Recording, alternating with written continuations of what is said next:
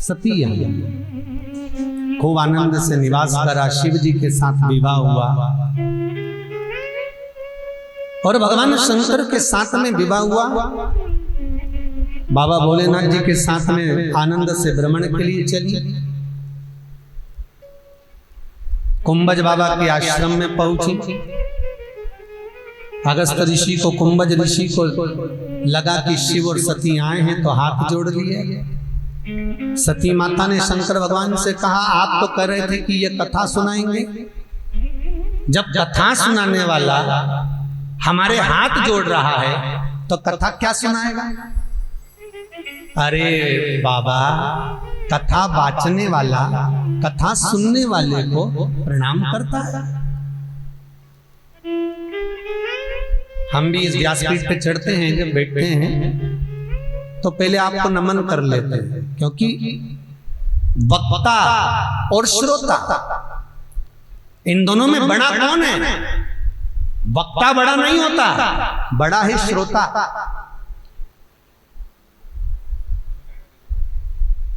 क्यों?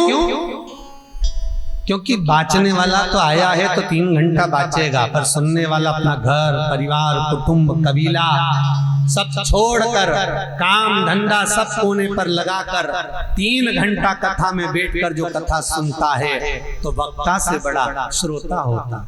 और वैसे भी सुनने वाला बड़ा होता है, क्योंकि सुनने वाला जमीन पर बैठता है। जो जमीन पर बैठता है वो जमींदार कहलाता है,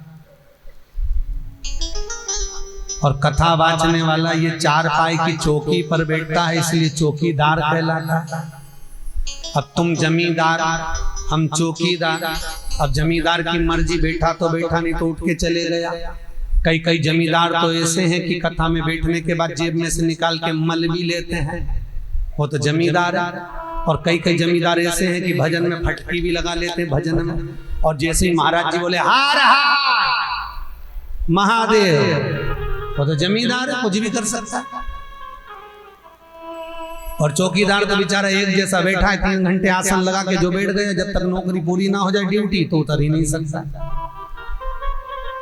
राष्ट्र के 2 चौकीदार, एक भारत की बॉर्डर पर बैठे हैं हथगोले और बंदूकें लेकर, मेरे भारत के सैनिक, मेरे भारत के वीर जवान जो भारत की बॉर्डर पर खड़े हुए हैं। और एक चौकीदार है भारत के संत महात्मा कथाकार, जो भारत की बॉर्डर पर खड़े हैं, उनके हाथ में हथगोले बंदूकें हैं, वो भारत की भूमि की रक्षा कर रहे हैं। और ये भारत के कथाकार, संत महात्मा, जोगी, सन्यासी, इनके हाथ में हथगोले बंदूकें नहीं, इनके हाथ में तो शिव महापुराण, रामायण और भागवत जैसे गोले हैं, जिससे ये भारत की सभ्यता और संस्कृति की रक्षा कर रहे हैं। ये भी सैनिक ही है, ये भी रक्षक ही है।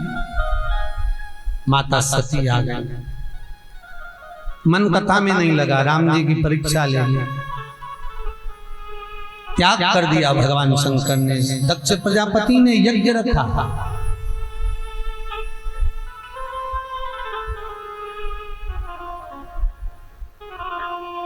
सबको बुलाया, शिव को नहीं। और यज्ञ करने से पहले जो मीटिंग रखी उसमें शंकर को बुलाया, जो सभा रखी थी उसमें शिव आए थे। शंकर बैठे थे, दक्ष प्रजापति का आगमन हुआ, सबने उठकर प्रणाम करा, पर शिव नहीं उठ पाए, देख नहीं पाए होंगे। अब बोला तो बोला ही है। मौसी आए और कई बच्चे उठ के तुरंत प्रणाम कर लेते, मौसी आई, मौसी आई। जिनको लोभ और लालच होता है वो तो प्रणाम करते ही।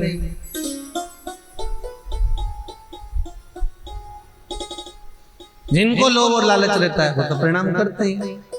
तुरंत मौसी आई, मौसी आई। मौसी कही दे बच्चों को, बहुओं को, तो बेचारी धोख लगा लेता घूंघट कर करके। घर में भले डोकरी बैठी रहे तो प्रणाम नहीं करे, पर मौसी आई, मौसी आई, प्रणाम तो कर। शंकर भगवान बैठे रहे, दक्ष प्रजापति आए, सबने प्रणाम करा, शिव भूल गए। ओगरदानी थे, मस्ती में रहते थे, अलमस, ध्यान ही नहीं था। इतने में तो दक्ष प्रजापति को क्रोध आ गया। और दक्ष प्रजापति ने कहा, हे शंकर, शिव, मैंने अपनी बेटी सती का विवाह तुम्हारे साथ किया और तुमने अपने ससुर का सम्मान नहीं करा, आदर नहीं करा। ए शिव, ए शंकर, मैं तुम्हें श्राप देता हूं कि तुम शमशान में निवास करोगे। शंकर भगवान तो उठ के नाचने लगे। जैसी दक्ष प्रजापति बोले कि तुम शमशान में निवास करोगे, शंकर जी उठ के नाचने लगे। भगवान विष्णु ने शंकर जी का हाथ पकड़ के नीचे बिठाया, भोलेनाथ नीचे बैठो, नाच क्यों रहे हो, तुम्हें श्राप मिला है और तुम नाच रहे हो। शंकर भगवान बोले, सुख दुख दोनों का लेवल बराबर कर कर चलो तो जिंदगी अच्छे से निकलेगी। कोई श्राप भी मिला तो नाच लो, तो नाच क्यों रहे हो। शंकर भगवान बोले, हमारे ससुर जैसा दुनिया में किसी का ससुर नहीं होगा जो हमारा इतना भला सोचा। हमारे ससुर ने प्लाट भी ऐसी जगह दिलाया जहां कोई कब्जा ही नहीं करेगा। शमशान में कौन कब्जा करने आएगा। हमारे ससुर कह रहे हैं कि तुम शमशान में निवास करोगे। शंकर भगवान बोले, बहुत अच्छी जगह दी, एकांत, बिल्कुल एकांत। कई कई बूढ़ी बूढ़ी माताएं हमसे कहती हैं, गुरुजी हम तो बड़े जिंदगी बेकार हो गई, शरीर से बनता नहीं, आंखों से दिखाई नहीं दे, कान से सुनाई नहीं दे, पाँव से चला नहीं जाए, हाथ से काम नहीं सरे, ये बुढ़ापा बड़ा बेकार। हम क्या काय को बेकार, बुढ़ापे जैसा तो सुख नहीं। शंकर जी की कथा कहती है, कितना जोरदार बुढ़ापा, दिखाई नहीं दे, मत देखो। शंकर जी कहते अंदर से देखो, अब मुझे देखो।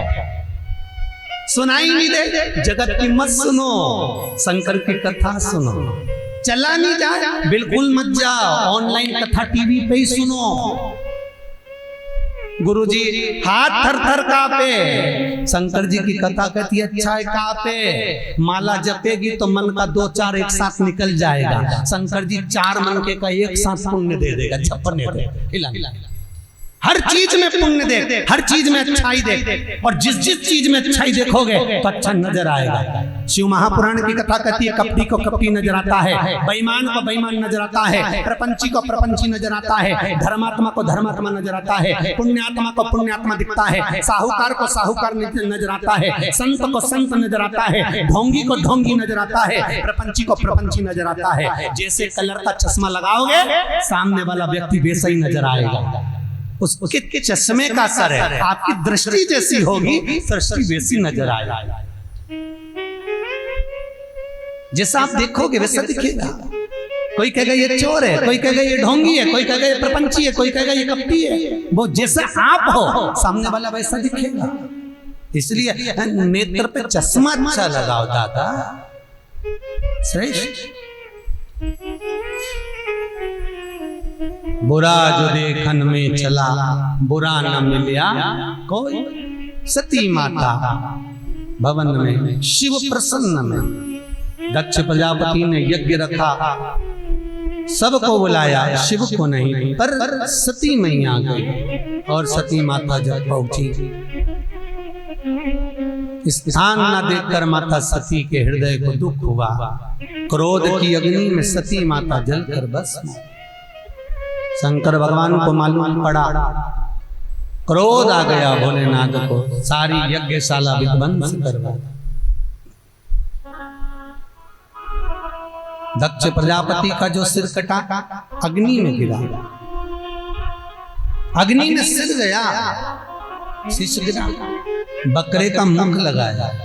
दक्ष प्रजापति को जैसे ही बकरे का मुख लगा, दक्ष प्रजापति भगवान की स्तुति करने लगा। बकरा को हिंदी तो आती नहीं, ना अंग्रेजी बोलता, ना बकरा संस्कृत बोलता। बब बब बोला बकरा, बस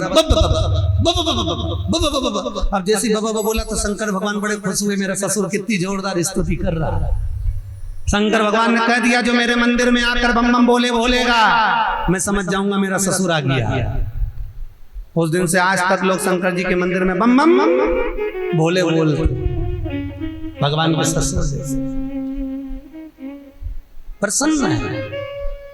जो सती माता जलकर भस्म हिमालय राज के यहाँ जन्मी, हिमालय राज की हेमावती के गर्भ से जन्म हुआ और माता पार्वती के नाम से विख्यात। माता पार्वती का जन्म हुआ, खूब तप साधना करी, व्रत उपवास करे, खूब साधना करी, और उस साधना का फल ये हुआ कि शंकर पति के रूप में मिले। शिव दूल्हा बने, पार्वती दुल्हन बने। हमारे यहाँ दूल्हे को कहते हैं बना और दुल्हन को कहते हैं बनी, और दोनों में ही नहीं बनी तो काय का बना और काय की बनी। दोनों में बने तो समझ लो कि बना और बनी है। 5 दिन पहले से गाते बना जी बना जी। बना जी का मतलब है बना के चलना, जैसी मिली निभा। और बनी बनी इसलिए गाते हैं कि दौड़ दौड़ के बार बार माई के मतइयो, बनी रहियो वहीं पे हो, बनी रहियो। जरा जरा सी बात में तो भाग के माई के आ जाए। बना और बनी का मतलब है बना के चलो और बनी रहियो। शिव दूल्हा पार्वती दुल्हन, शिव बना माता बनी। सुंदर आनंद हुआ, भगवान का मंगल विवाह हुआ, चारों तरफ सुख समाहित हुआ।